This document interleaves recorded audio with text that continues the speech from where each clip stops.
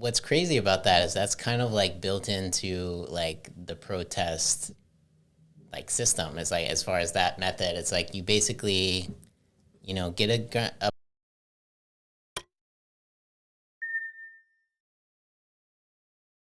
and then what usually happens is the police or whoever is, suppressing the riot, the protest, the riot, the rebellion, whatever they want to call it. And they beat the shit out of a shit ton of protesters. Some people usually die. Some people get injured for life a lot of times. Like blind or deaf in one ear, both ears, or whatever. Like struck on the side of the head. Yeah, because you're basically in a war zone. Like the closest thing that we have to like fist to fist, like physical combat between large groups. And usually what happens is the people get, like the protesters get beat up or hosed or whatever, and then they're really injured, and then there's like public outcry, like, oh, this is so awful, and then they're like, oh, well, actually, that was really awful. The people apologize, and then there's like some sort of reform, but it's like, you have to put the protesters have to put their bodies like on the line, on their lives on the line to essentially. I mean, literally going in the middle of the street while there's cars, and like getting run over, and multiple protesters have died. Yeah, and so, it's going. I mean, I don't want to stray too far ahead, but I think we're onto a serious point here, which is even when I was at a young age, this still seemed like an ineffective way of going about things. Word. Because I wasn't even thinking so much about everybody else's safety. I was like, I don't want to be in a crowd where I could just get clocked on the side of the head with a rock. Yeah, or hit with a fire hose. And that's as easy as that. And so like I could be doing everything right, so to speak, and then out of nowhere you just get knocked the fuck out. I've seen those things play out a few times. I was in big soccer games in Brazil, and for anybody that's been in soccer games in Brazil, that shit can get pretty intense.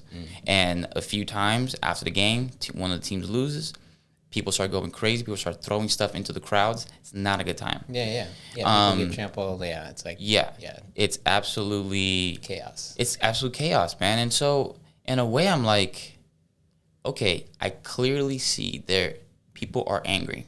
I get that. Yeah, people are angry for reasons. I get that too. That being said, raising up hell is not the answer. Or should I say adding more to it? Yeah. So I mean, I really do sympathize with the protesters. Like a lot of them are my friends. Like a lot of people who are protesting, like a lot of my friends are out there, on the front lines, like, fighting for like justice and, civil reform and like police reform and policy reform, like in the United States. And I appreciate that. I totally support them. I personally think that I personally agree that the way they're going about it, with protests, like if you're going to protest police brutality and you're going to City Hall and, to stand up against the police, and especially if they've, had multiple instances where they've just been violent, and the police, like, to me, are really the oppressors in this situation. Is like there's I really see when there's protests, like the police coming down and macing people, pepper spraying, shooting, like flashbang grenades or whatever, like all the crazy, like military equipment that they're using, and I just see that as completely unnecessary. However, I think, so in every situation, you think they didn't have enough reasonable cause to bring out specific weapons?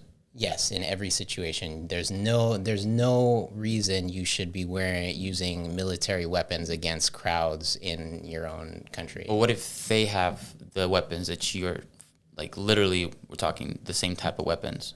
I mean, that's not the case. Like the protesters aren't shooting flashbang grenades and like. Oh, but there's been cases where, like, what do you call it? It's made with like an alcoholic drink. A Molotov cocktail. Yeah. I mean, we're so like, I mean, compared to the military like equipment that the police are using, like there's no justification for that. But you can imagine that as soon as you see one of those flying through, why would they not bring it out? Yeah, I mean, they should just have different means of suppressing, protests, or they should plan it better. Like there really doesn't need to be as much violence in the suppression of crowds. All right, thanks for watching this clip from Appropriate Culture. If you want to watch the full episode, go ahead and check out us at appropriateculture.com.